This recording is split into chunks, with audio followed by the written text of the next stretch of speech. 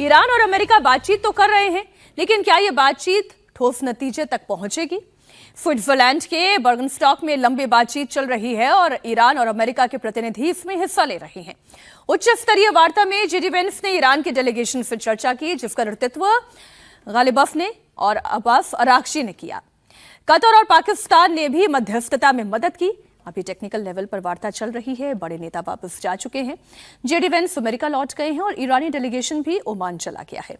इधर अमेरिका ने ईरानी crude oil, petroleum और पेट्रोकेमिकल की बिक्री पर लगा प्रतिबंध अस्थायी तौर पर हटा लिया है। 60 दिनों तक के लिए यह बैन हटाया गया है।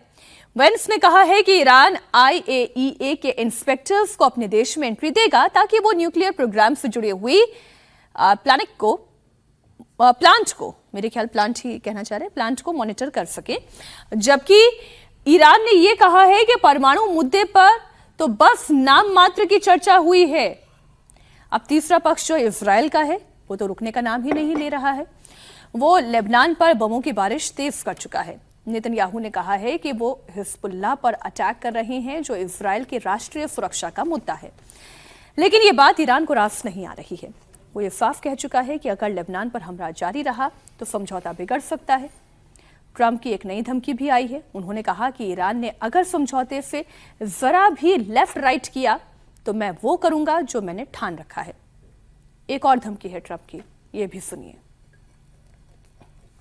If Iran doesn't live up to their agreement, or if they're not behaving, I will do what I have to do. Mr. War with Iran could cause a worldwide depression, as you noted, Mr. President. Are you willing to risk economic catastrophe and strike Iran again? Well, not the way I'm doing it. It's not going to cause depression.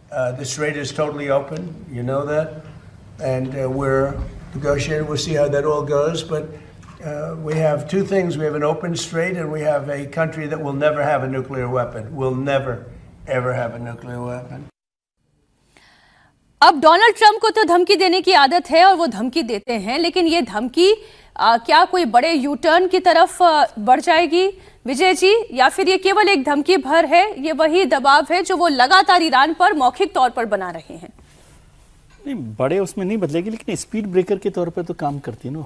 बार बार जो चल रहा होता है, लगता है पूरी दुनिया को कि अब समझौता हो जाएगा, अब खत्म हो जाएगी बात, अब ठीक हो जाएगा। उसी समय वो एक नई धमकी दे देते हैं। कल परसों भी ऐसा ही हुआ था, जब होने ही वाली थी बातचीत खत्म तो वो हुआ, और फिर वो नाराज़ भी हो रहे होंगे। कल जैसे ईरान ने जेडी वेंस साहब के साथ बिहेव किया, उससे भी उनको झटका लगा होगा। लेबनान को लेकर इजराइल जिस तरह से सुनी नहीं रहा बात उनकी, वो भी उनको परेशान कर रहा है। लेकिन जो बात रोजाना हम लोग करते हैं कि रास्ता तो आपने पकड़ लिया, लेकिन इतने स्पीड ब्रेकर हर दिन लगाते हैं कि वो गाड़ी किसी भी दिन टर्न भी हो सकती है, उलट भी सकती है, लेकिन उल्टे ना तब भी उसकी रफ्तार धीमी हो जाती है।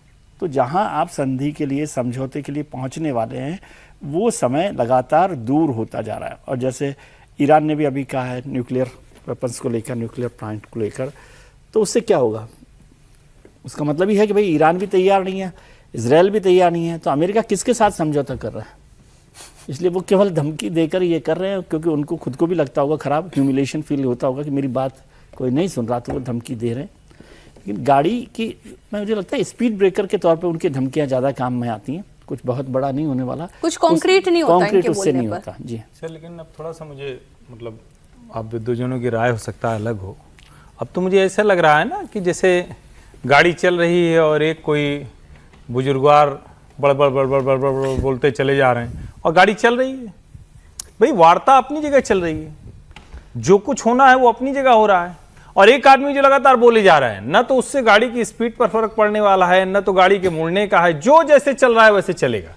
और वो जो बड़बड़ाहट भी है, वो भी सिर्फ इसलिए कि लोगों को लगे कि नहीं ये आदमी बहुत मतलब कंसर्न है या बता रहा है, या ट्रंप की हालत वही हो गई।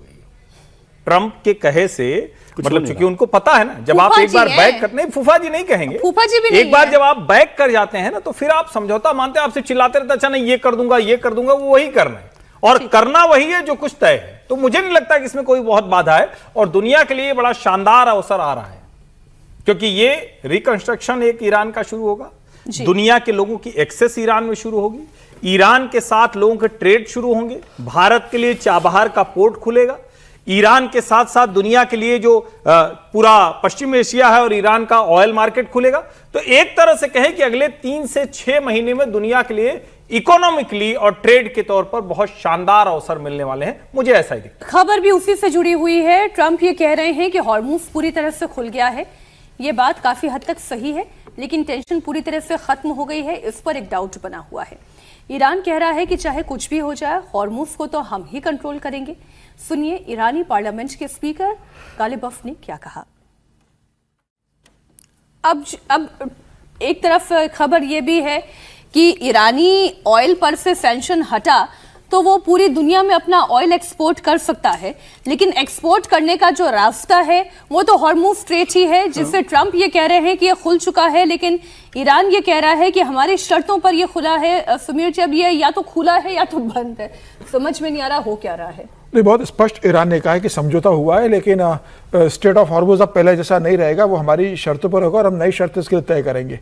क्या शर्तें होंगी ये अभी ईरान ने नहीं बताया। लेकिन इंटरनेशनल वाटर में लॉ केवल ईरान का क्यों चलेगा? नहीं, ये बात ठीक है ना, लेकिन जिस तरीके से ईरान को नुकसान हुआ और ईरान को लगता है कि भाई ये एक कमजोर नस है, इसको हम दबाएंगे तो पूरी दुनिया इसमें झुकेगी और यहाँ पर हमारा कंट्रोल रहेगा। अब ये देखने वाली बात होगी कि जो ईरान से प्रोमिसेस किए गए या जो कहा गया ईरान से, क्या वो सारी बातें अगर पूरी होगी तो ये कहा जा सकता है ईरान से कि आप स्टेट ऑफ हॉर्मुज को ओपन रखोगे। अगर फिर से इजराइल लेबनान पर हमला करता है और इजराइल और तरीके से अगर इसको पूरे शांति वार्ता को डिस्टर्ब करने की कोशिश करता है अपने विस्तारवादी दृष्टिकोण को देखते हुए, तो मुझे लगता है कि हो सकता है कि ईरान आने वाले दिनों में कहे कि भाई इजराइल और इस समझौते को फॉलो नहीं कर रहा है जो हमारा अमेरिका के बीच में हुआ है, और अमेरिका इजराइल को रोक नहीं रहा है, तो हम स्टेट ऑफ हॉर्मुज को फिर रोकने की कोशिश करेंगे।